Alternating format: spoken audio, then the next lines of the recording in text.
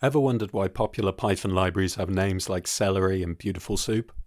Beautiful Soup is a popular library for parsing and processing HTML to extract data.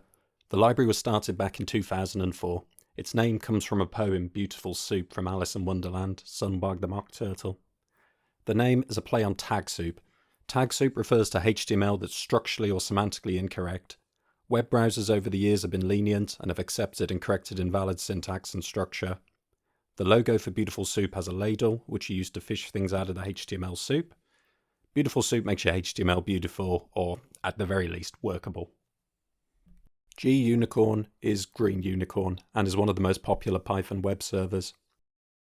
The maintainers clarified back in 2010 you can pronounce it Green Unicorn, G-Unicorn, or Gunicorn. It's heavily inspired by Ruby's Unicorn server. It implements the same pre-fork worker model, which has a master process that forks child worker processes to handle requests.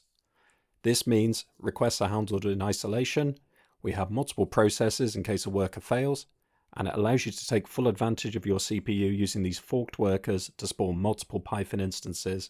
This gets us around that Python global interpreter lock problem. Green is for green threads. Green threads are lightweight abstractions that allow Python to switch between different tasks within a single Python thread. This makes things far more efficient for I/O-bound workloads like network requests or database queries, where you don't want to block your web server waiting for a result. Celery is a distributed task queue. It lets you queue work outside your Python application. Imagine you've got your Python API and you want to do long-running tasks like sending emails, processing images, or generating documents. Celery lets you move these tasks outside the main application so you don't slow down. It provides a simple Pythonic way to achieve this. Just by adding a decorator, you can get tasks running in parallel. Not much is known about the origin of the name celery, but Python's used other food names in the past like pickle and marshmallow. Celery needs a message broker. Typically this is Redis or RabbitMQ. So personally I like the idea you're feeding celery to the RabbitMQ. StructLog is a logging library that takes a different approach to the standard Python logger. In traditional logging, you're trying to build log message strings. These can end up unordered and difficult to search and parse.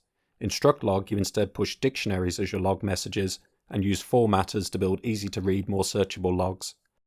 StructLog's logo is a beaver, because beavers use logs to build. This is their current modern logo, but personally I prefer their original logo, Keith the Beaver, who looks like a Cylon. Keith retired in 2023. Last but not least, we've got Luigi. Luigi was developed by Spotify to help with their long-running data pipelines. It helps you build batch data jobs, building chains of dependencies and plumbing them together. And it provides these handy visualizations of your jobs as they run. Spotify's logo is green, and this library helps with plumbing. So of course they've gone with Luigi.